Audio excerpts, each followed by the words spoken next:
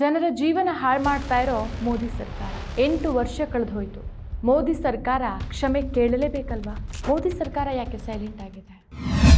ನಮಸ್ಕಾರ, ಈ ದಿನಕ್ಕೆ ಸ್ವಾಗತ. ನಾನು ಶಿವಂ ಪವಿತ್ರ.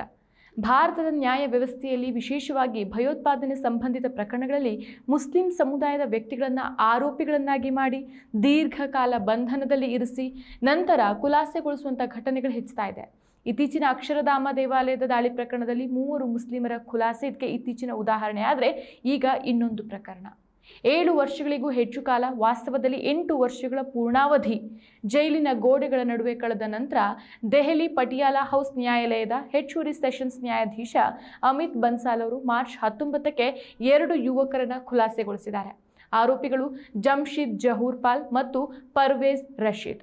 ಇಬ್ಬರು ಸಹ ಕಾಶ್ಮೀರಿ ಯುವಕರು. UAPA ಅಂದರೆ ಕಾನೂನು ಬಾಹಿರ ಚಟುವಟಿಕೆಗಳ ತಡೆಗಟ್ಟುವಿಕೆ ಕಾಯ್ದೆ ಸೆಕ್ಷನ್ 18 ಮತ್ತು 20ರ ಅಡಿಯಲ್ಲಿ ಭಯೋತ್ಪಾದಕ ಸಂಘಟನೆ ಸದಸ್ಯತ್ವ ಮತ್ತು ಪಿತೂರಿ ಆರೋಪ, ಶಸ್ತ್ರಾಸ್ತ್ರ ಕಾಯ್ದೆ ಅಡಿಯಲ್ಲಿ ಅಕ್ರಮ ಆಯುಧ ಹಾಗೂ ಮದ್ದು ಗುಂಡುಗಳನ್ನು ತಮ್ಮ ಸ್ವಾಧೀನದಲ್ಲಿ ಇಟ್ಕೊಂಡಿದ್ದಾರೆ ಅನ್ನೋ ಆರೋಪಗಳು ಇವರ ಮೇಲಿತ್ತು. ಆದರೆ ನ್ಯಾಯಾಧೀಶರು ಸ್ಪಷ್ಟವಾಗಿ ಹೇಳಿದ್ದಾರೆ, ಪ್ರಾಸಿಕ್ಯೂಷನ್ ಆರೋಪಗಳನ್ನು ಸಾಬೀತುಪಡಿಸೋಕೆ ವಿಫಲವಾಗಿದೆ, ಪೊಲೀಸ್ ತನಿಖೆಯಲ್ಲಿ ಗಂಭೀರ ಲೋಪಗಳಿದೆ, ಇವೆಲ್ಲವೂ ಸಹ ಸಂದೇಹಾಸ್ಪದವಾಗಿದೆ ಅಂತ. 2018ರಲ್ಲಿ ಇವರ ಬಂಧನವಾಗುತ್ತೆ. ಈಗ 2026ರಲ್ಲಿ ಅಂದರೆ 8 ವರ್ಷಗಳ ನಂತರ ನಿರಪರಾಧಿ ಅಂತ ಬಿಡುಗಡೆ ಆಗಿದ್ದಾರೆ. ಕುಟುಂಬ, ಕೆಲಸ, ಕನಸುಗಳು ಎಲ್ಲವೂ ಸಹ ಸರ್ವನಾಶವಾಗೋಗ್ಬಿಟ್ಟಿದೆ. ಈಗಾಗಲೇ ಎಲ್ರಿಗೂ ಗೊತ್ತಿರೋ ಹಾಗೆ ಮೋದಿ ನೇತೃತ್ವದ BJP ಸರ್ಕಾರ UAPAಯನ್ನು ಮುಸ್ಲಿಂ ಸಮುದಾಯದ ವಿರುದ್ಧ ದಮನಕಾರಿ ಆಯುಧವಾಗಿ ಬಳಸ್ತಾ ಇದೆ. ಆದರೆ ಈ ಪ್ರಕರಣ ಮಾತ್ರ ಅಲ್ಲ, ಹಿಂದಿನ ಹಲವು ಭಯೋತ್ಪಾದನೆ ಸಂಬಂಧಿತ ಪ್ರಕರಣಗಳಲ್ಲಿ ಮುಸ್ಲಿಂ ಆರೋಪಿಗಳು ದೀರ್ಘಕಾಲ ಸೆರೆಯಲ್ಲಿದ್ದ ನಂತರ ಖುಲಾಸೆಗೊಂಡಿದ್ದಾರೆ. ಇಂತಹ ಪ್ರಕರಣಗಳು ನ್ಯಾಯ ವ್ಯವಸ್ಥೆಯಲ್ಲಿರುವಂತಹ ಪಕ್ಷಪಾತ ಮತ್ತು ತನಿಖಾ ಲೋಪಗಳನ್ನು ಬಯಲು ಮಾಡುತ್ತೆ. ಏನೂ ತಪ್ಪನ್ನ ಮಾಡದೇ ಇದ್ರೂ ಆರೋಪಿಗಳು ಅನ್ನೋ ಹಣೆಪಟ್ಟಿಯನ್ನು ಕಟ್ಟಿಕೊಂಡು ವರ್ಷಗಳ ಕಾಲ ಸೆರೆವಾಸವನ್ನು ಅನುಭವಿಸಿದ್ರು. ಕೊನೆಗೆ ಖುಲಾಸೆಯಾದರೂ ಸಹ ಟೆರರಿಸ್ಟ್ ಅನ್ನೋ ಹಣೆಪಟ್ಟ ಮಾತ್ರ ಅವರ ಜೀವನದ ಉದ್ದಕ್ಕೂ ಸಹ ಹಾಗೇನೆ ಅಚ್ಚಳಿಯದೆ ಉಳ್ಕೊಂಡಿರುತ್ತೆ. ಈ ಹಿಂದೆಯೂ ಸಹ ಇದೇ ರೀತಿಯ ಹಲವು ಘಟನೆಗಳು ನಡೆದಿದೆ. ಅವುಗಳನ್ನು ನೆನಪಿಸಿದ್ರೆ UAPA ಹೆಸರಲ್ಲಿ ನಡೀತಾ ಇರುವಂತಹ ದೌರ್ಜನ್ಯದ ವ್ಯಾಪ್ತಿ ಅರ್ಥ ಆಗ್ಬಿಡತ್ತೆ. 2019ರಿಂದ 23ರ ನಡುವೆ UAPA ಅಡಿಯಲ್ಲಿ 10,440 ಮಂದಿಯನ್ನು ಬಂಧಿಸಲಾಗಿದೆ. ಆದರೆ ಕೇವಲ 3.2ರಷ್ಟು ಮಾತ್ರ ಶಿಕ್ಷೆ ಆಗಿರೋದು. ಹೆಚ್ಚಿನವರು ಟ್ರಯಲ್ ಆಗೋ ಮುನ್ನ ವರ್ಷಗಳ ಕಾಲ ಜೈಲಲ್ಲಿ ಇರ್ತಿದ್ದಾರೆ. ಇನ್ನೂ ಎಷ್ಟೋ ಜನರಿಗೆ ಟ್ರಯಲ್ಲೇ ಇನ್ನೂ ಶುರುವಾಗಿಲ್ಲ. ಕರ್ನಾಟಕದಲ್ಲಿ 2005ರಿಂದ UAPA ಪ್ರಕರಣದಲ್ಲಿ 925 ಮಂದಿ ಆರೋಪಿಗಳಲ್ಲಿ 783 ಮಂದಿ ಮುಸ್ಲಿಮರು, ಅಂದರೆ 80%ಕ್ಕೂ ಹೆಚ್ಚು. 2025ರಲ್ಲಿ ಹೈದರಾಬಾದ್ ಸಿಮಿ ಅಂದರೆ students Islamic movement of India ಸಂಬಂಧಿತ 8 ಮಂದಿ 18 ವರ್ಷಗಳ ನಂತರ ಖುಲಾಸೆ ಆಗ್ತಾರೆ. AIMIMನ ನಾಯಕ ಅಸದುದ್ದೀನ್ ಓವೈಸಿ ಹೇಳಿದ್ದು ನೆನಪಿರಲಿ, ಅವರ ಯೌವನವನ್ನು ಕಸಿದುಕೊಳ್ಳಲಾಗಿದೆ. ಇದಕ್ಕೆ ಯಾರು ಉತ್ತರ ಕೊಡ್ತಾರೆ? ಇದೇ ಪ್ರಶ್ನೆ ಈಗ ನಾವು ಸಹ ಕೇಳ್ತಾ ಇರೋದು. 2002ರ ಸೆಪ್ಟೆಂಬರ್ 24ಕ್ಕೆ ಗುಜರಾತ್ನ ಅಹಮದಾಬಾದ್ನ ಅಕ್ಷರಧಾಮ ದೇವಾಲಯದ ಮೇಲೆ ನಡೆದಂತಹ ದಾಳಿಯಲ್ಲಿ 33 ಜನ ಸಾವನ್ನಪ್ಪಿದ್ರು ಮತ್ತು 86 ಜನ ಗಾಯಗೊಂಡಿದ್ರು.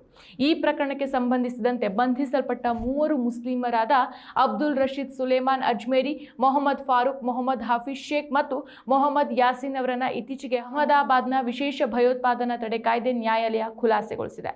ಇನ್ನು ಮಾಲೇಗಾಂವ್ ಪ್ರಕರಣ 2006ರ ಸೆಪ್ಟೆಂಬರ್ 8ಕ್ಕೆ ಮಹಾರಾಷ್ಟ್ರದ ಮಾಲೇಗಾಂವ್ನಲ್ಲಿ ನಡೆದಂಥ ಸ್ಫೋಟಗಳಲ್ಲಿ 40 ಜನ ಸಾವನ್ನಪ್ಪಿದ್ರು.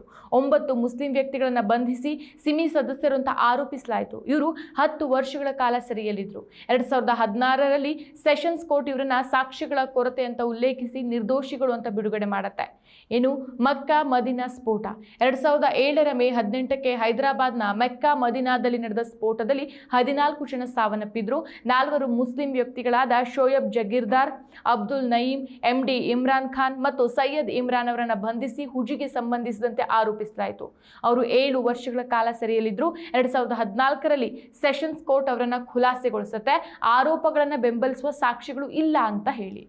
ಇನ್ನು 2020ರ ದೆಹಲಿ ದಂಗೆ ಪ್ರಕರಣದಲ್ಲಿ ಉಮರ್ ಖಾಲಿದ್ ಇನ್ನೂ ಜೈಲಲ್ಲಿರೋದು ಇನ್ನೊಂದು ಉದಾಹರಣೆ. ಡೆಲ್ಲಿ ದಂಗೆ ಪ್ರಕರಣದ 18 ಆರೋಪಿಗಳಲ್ಲಿ 16 ಮಂದಿ ಮುಸ್ಲಿಮರು. ದ್ವೇಷದ ಭಾಷಣಗಳನ್ನು ನೀಡಿದ BJP ನಾಯಕರ ವಿರುದ್ಧ ಯಾವುದೇ ಪ್ರಕರಣಗಳಿಲ್ಲ, FIR ಇಲ್ಲ. ಈ ಎಲ್ಲ ಘಟನೆಗಳಲ್ಲಿ ಒಂದು ಪ್ಯಾಟರ್ನ್ ಮಾತ್ರ ಸಮಾನವಾಗೇ ಇದೆ: ದುರ್ಬಲ ತನಿಖೆ, ಕೃತಕ ಸಾಕ್ಷಿಗಳು, ಬೇಲ್ ನಿರಾಕರಣೆ, ವರ್ಷಗಳ ಕಾಲ ಟ್ರಯಲ್, ಕೊನೆಗೆ ಖುಲಾಸೆ. ಭಾರತದ ನ್ಯಾಯಾಂಗ ಇತಿಹಾಸದಲ್ಲಿ ಪದೇ ಪದೇ ಕಾಣಿಸ್ಕೊಳ್ತಾ ಇರುವಂತಹ ಒಂದು ಭಯಾನಕ ಮಾದರಿ ಇದೆ. ಭಯೋತ್ಪಾದನಾ ದಾಳಿಗಳಾದ ತಕ್ಷಣ ಕೆಲವು ನಿರ್ದಿಷ್ಟ ಹೆಸರುಗಳು, ನಿರ್ದಿಷ್ಟ ಧರ್ಮದ ಯುವಕರು ಆರೋಪಿಗಳಾಗ್ಬಿಡ್ತಾರೆ. ವರ್ಷಗಳ ಕಾಲ ಕಾರಾಗೃಹ, ಹಿಂಸೆ, ಸಾಮಾಜಿಕ ಬಹಿಷ್ಕಾರ, ಕುಟುಂಬಗಳ ಕಣ್ಣೀರು, ಅಂತಿಮವಾಗಿ ದಶಕಗಳ ನಂತರ ನ್ಯಾಯಾಲಯದಿಂದ ಒಂದೇ ಸಾಲಿನ ತೀರ್ಪು ಹೊರಬರುತ್ತೆ, ಪುರಾವೆಗಳ ಕೊರತೆಯಿಂದ ಖುಲಾಸೆ ಅಂತ. ಆದರೆ ಆ ಖುಲಾಸೆ ವೇಳೆಗೆ ಆರೋಪಿಯ ಜೀವನವೇ ಮುಗ್ದೋಗಿರುತ್ತೆ. ಅಂತಿಮ ಜವಾಬ್ದಾರಿ ಯಾರ್ದು? ರಾಜಕೀಯ ನಾಯಕತ್ವದ. ರಾಷ್ಟ್ರದ ಭದ್ರತೆ ಹೆಸರಲ್ಲಿ ಮುಸ್ಲಿಂ ಯುವಕರನ್ನ ಟಾರ್ಗೆಟ್ ಮಾಡೋದು ಒಂದು ವ್ಯವಸ್ಥಿತ ತಂತ್ರವಾಗಿ ಕಾಣ್ತಾ ಇದೆ. ಯಾರೂ ಉತ್ತರ ಕೊಡೋದಿಲ್ಲ. ಆದರೆ ಕಾಂಪನ್ಸೇಷನ್ ಅಂತೂ ಮೊದಲೇ ಇಲ್ಲ, ಅಪರೂಪ. ಮನಸ್ಸಿಗಾದ ಗಾಯ, ಸಮಾಜ ಕೇಳೋ 1000 ಪ್ರಶ್ನೆ, ಮಾನಸಿಕ ದೌರ್ಜನ್ಯ, ಇದಕ್ಕೆಲ್ಲ ಪರಿಹಾರ ಏನು? ಜೈಲಿನಿಂದ ಹೊರಗೆ ಬಂದ ನಂತರ ಆ ಯುವಕರಿಗೆ ಜೀವನ ಮತ್ತೆ ಶುರು ಮಾಡೋದು ಸುಲಭ ಅಲ್ಲ. ಸರ್ಕಾರಿ ಉದ್ಯೋಗ ಅಂತೂ ಕನಸಿನ ಮಾತು. ಖಾಸಗಿ ಕಂಪನಿಗಳವರು ಈಗಾಗಲೇ ಜೈಲಿಗೆ ಹೋಗಿ ಬಂದಿರೋ ಕಾರಣಕ್ಕೆ ಕೈ ತೊಳ್ಕೊಂಡು ಬಿಡ್ತಾರೆ. ಕುಟುಂಬಗಳು ಆರ್ಥಿಕವಾಗಿ ನಾಶ ಆಗೋಗ್ಬಿಡುತ್ತೆ. ಜಮ್ಶೀದ್ ಮತ್ತು ಪರ್ವೇಜ್ ಅವರಿಗೂ ಈಗ ಇದೇ ಗತಿ ಬರಬಹುದು. ಸರ್ಕಾರದ ಪುನರ್ವಸತಿ ಕೊಡುತ್ತಾ, ಯೋಜನೆಗಳಿರತ್ತಾ? ಏನೂ ಇಲ್ಲ. ಕಾನೂನು ಸುಧಾರಣೆ ಬದಲು ಇನ್ನೂ ಹೆಚ್ಚು ಪ್ರಕರಣಗಳು ದಾಖಲಾಗ್ತಾ ಇದೆ. ಇದರಲ್ಲೇ ನಮಗೆ ಗೊತ್ತಾಗುತ್ತೆ, UAPA ಕಾನೂನು ಅಪರಾಧಿಗಳಿಗೆ ಮಾತ್ರ ಬಳಕೆ ಆಗ್ತಾ ಇಲ್ಲ, ವಿರೋಧಿ ಧ್ವನಿಗಳನ್ನು ಕೂಗಿಸೋಕ್ಕೂ ಸಹ ಬಳಕೆ ಆಗ್ತಾ ಇದೆ ಅಂತ. ಸೊ ಈ ಒಂದು ಘಟನೆ ಚಿತ್ರದ ಭಾಗ ಅಷ್ಟೇ. UAPA ಅಡಿಯಲ್ಲಿ ನಡೀತಾ ಇರುವಂಥ ದೌರ್ಜನ್ಯ ರಾಷ್ಟ್ರೀಯ ಭದ್ರತೆ ಹೆಸರಲ್ಲಿ ಸಂವಿಧಾನದ ಮೂಲಭೂತ ಹಕ್ಕುಗಳನ್ನು ಕಸಿದುಕೊಳ್ತಾ ಇದೆ. ಮುಸ್ಲಿಂ ಸಮುದಾಯಕ್ಕೆ ಮಾತ್ರ ಅಲ್ಲ, ವಿರೋಧಿಗಳಿಗೆ, ಪತ್ರಕರ್ತರಿಗೆ, ಕಾರ್ಯಕರ್ತರಿಗೂ ಕೂಡ. ಆದರೆ ಮುಸ್ಲಿಂ ಯುವಕರ ಮೇಲೆ ಇವರ ಪ್ರಭಾವ ಹೆಚ್ಚು. ಜವಾಬ್ದಾರಿ ಯಾರದ್ದು? ಸರ್ಕಾರದ್ದು, ಪೊಲೀಸರದ್ದು, ವ್ಯವಸ್ಥೆಯದ್ದು. ಖುಲಾಸೆಯಾದವರಿಗೆ ಕಾಂಪನ್ಸೇಷನ್, ಪುನರ್ವಸತಿ, UAPA ಸುಧಾರಣೆ ಇವು ತುರ್ತು ಅಗತ್ಯ. ಇಲ್ಲ ಅಂತಂದರೆ ಇಂಥ ದೌರ್ಜನ್ಯಗಳು ಮುಂದುವರಿಯುತ್ತೆ.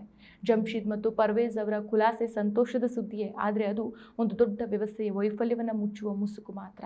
ಈ 8 ವರ್ಷಗಳ ಹೊಣೆಗಾರಿಕೆಯನ್ನು ಯಾರು ತೆಗೆದುಕೊಳ್ತಾರೆ? ಅವರ ಯೌವನವನ್ನು ತಿರುಗಿ ಕೊಡೋದು ಯಾರಿಗಾದರೂ ಸಾಧ್ಯ ಇದೆಯಾ? ನಿರಪರಾಧಿಯನ್ನು ಬಂಧಿಸಿದವರು ಯಾರಿಗೆ ಉತ್ತರ ಕೊಡಬೇಕು?